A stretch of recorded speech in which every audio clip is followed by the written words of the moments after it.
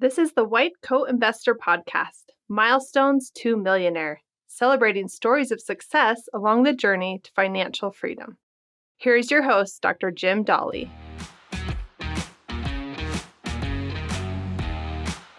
This is Milestones to Millionaire, podcast number 20.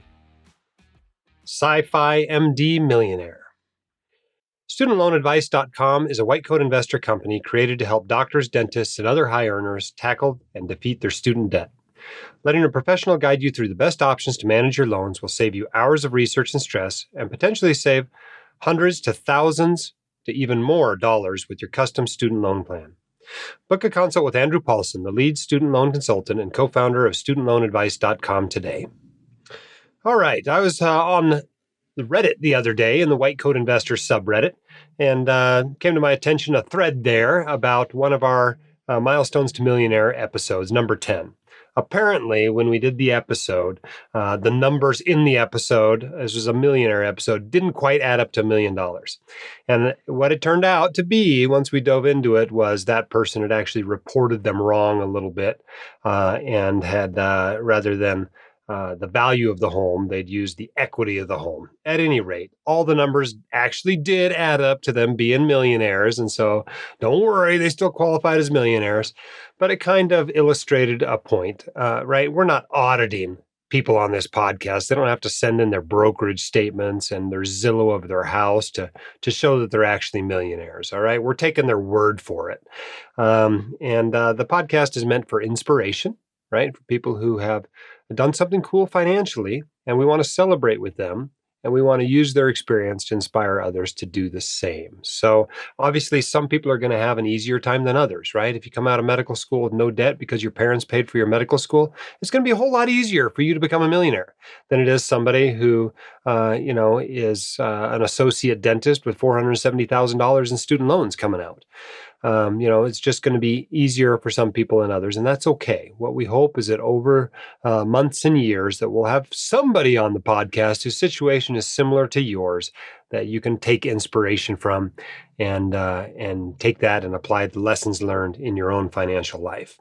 All right, we've got another great guest today. He's going to stay anonymous, but has a Twitter handle, Psy-Fi MD. So let's bring him on. All right. Welcome to the White Coat Investor Podcast. Hey, Jim. Good to be on. It's great to have you here. You are a millionaire. Congratulations on that. Thank you. Thank you. Tell our listeners what specialty you practice and how far you are out of training. Sure. I'm an anesthesiologist, and I am year 9 out of training. Awesome. And what is your approximate net worth? It's right around $1 million. Okay. And what's that divided up into? Sure. So it is about $900K in traditional index mutual funds with about $180K in a taxable account. And then the rest of that number is in retirement accounts, not retirement accounts, but within retirement accounts, 401K, Roth IRA, HSA. I have about $50K in a singular private real estate fund. And then we have about $100K in cash for spending goals and emergency fund. Okay. Home equity, anything like that? Currently, we have just relocated. So we currently don't own a home. We rent for right now. Okay. Awesome. So what's been your range of income throughout your career over the last 9 years? Sure. So I started as low as $225K a year, and it's been as high as $530K. So quite a range there. Mm-hmm. Maybe we should have a different episode where we talk about how you managed to double your income, because that's pretty awesome, right? Yeah. So how long did it take you to become a millionaire? This just happened. So 9 years out of residency, is that? 9 years out of residency. Well, we had quite a few roadblocks during the journey. It basically started out with my spouse, who's actually a practicing dentist, having her career ended by a disability, a hand injury. Sorry to hear that. Yeah. Well, I mean, luckily, since we listened to you, we have we secured own occupation disability insurance. Thank goodness. And we've been able to to get by just fine with my income and the disability coverage. So can I pause right there? Because obviously that's a fairly unique thing Yeah. among people on this podcast, right? I mean, a lot of times I'm always telling people, make sure you get enough disability insurance that Hmm. not only can you pay for your living expenses, but you can also save for retirement, you know?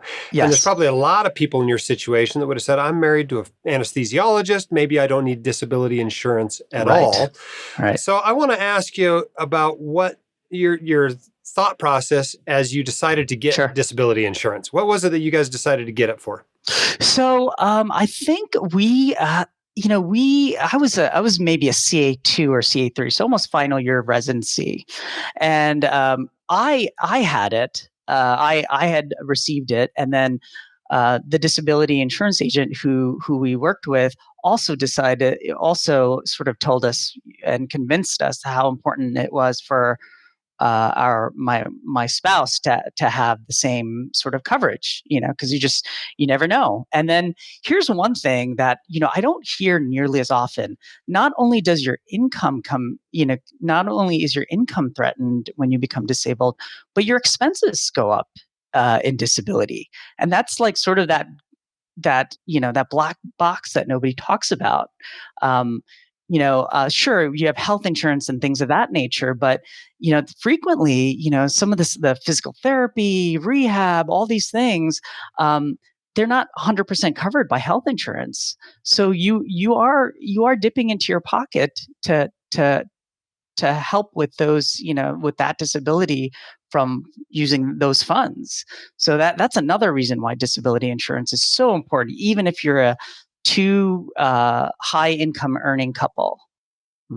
So did you have any trouble with the claims process? Was that a big pain in the butt to actually qualify your spouse for the benefits, or was it really smooth? That is another interesting story. So this is where having a good disability insurance agent matters.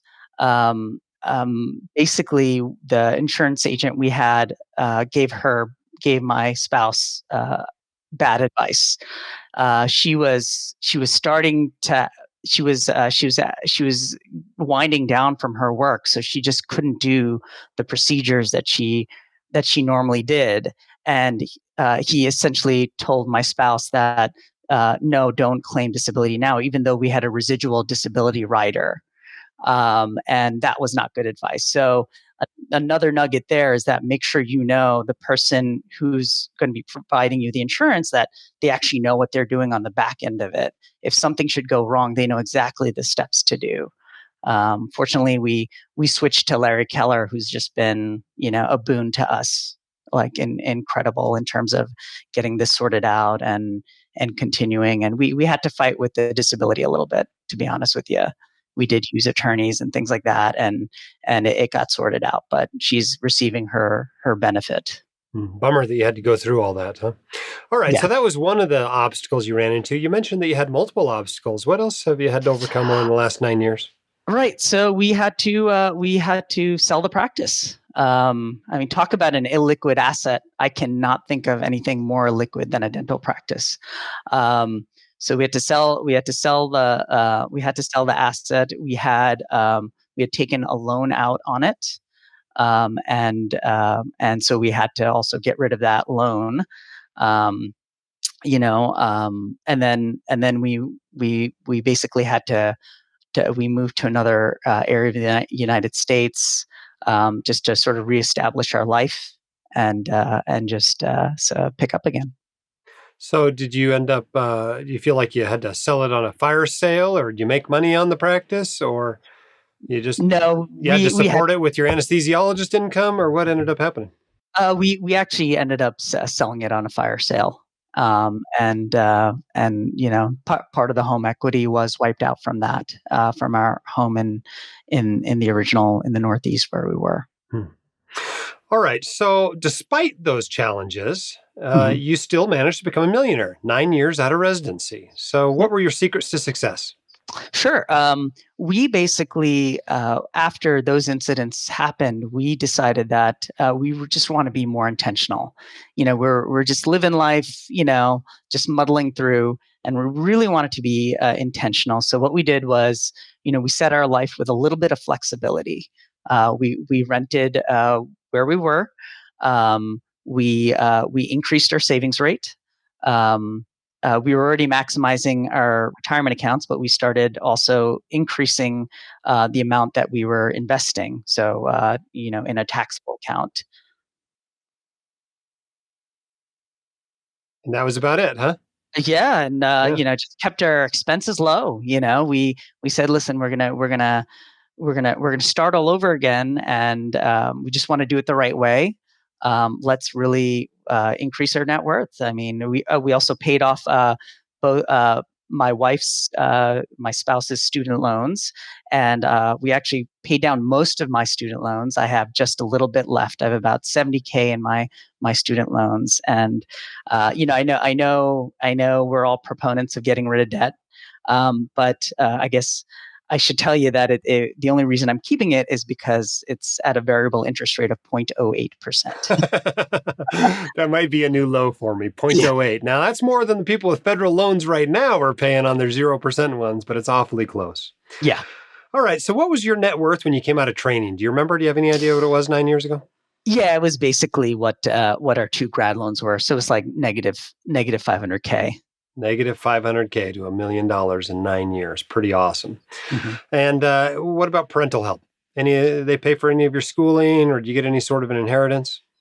Oh, really? It was our parents paid for our college education, and I feel very blessed about that because that number obviously would have been higher without that. And besides those student loans you told us about, do you have any other debt? Currently, that's the only one, the student loan. And are you parents? Do you have kids? Yep, we have one 8-year-old. Okay. How did you balance being a parent with becoming a millionaire? I think it's the same as anyone else who's trying to balance their life with being a parent. We just try to. The important things is we sort of want to teach him about the value of money, the value of hard work, the value of giving and being charitable, things like that. Do you think you got those lessons from your parents, or do you feel like you've had to learn it all yourself? I believe that I definitely got a lot of those lessons from my folks about, just working hard, living below your means and giving back. Yeah. Cool. Now, there's somebody out there listening to this podcast. They're like you were 9 years ago. Maybe they're just coming out of training. Maybe they owe $500,000 in student loans, Mhm, and they can only dream of being where you're at right now. Not only mhm, being rid of those loans for the most part, mhm, but having $1 million, right? mhm. What advice do you have for them? So I guess my big thing is, take on debt with caution. You are taking on risk when you take on debt, so make sure it's worth it.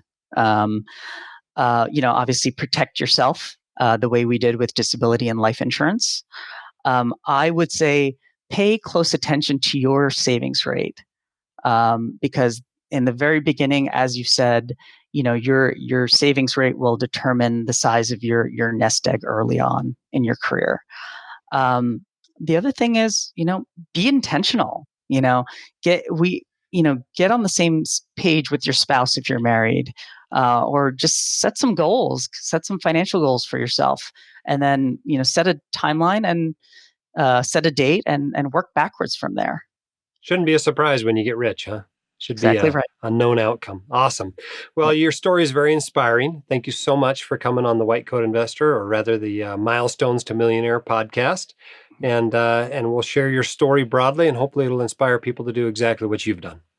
Excellent. Thank you, Jim, for having me on. Bye bye. All right, that was a really fun episode. It's interesting to hear some of the things that had to overcome en route to becoming millionaires. It's real life, right? Bad things happen along the way. But a good lesson there in the importance of having an insurance plan in place early on. Obviously, that would have been even more of a financial hit if they had not had disability insurance.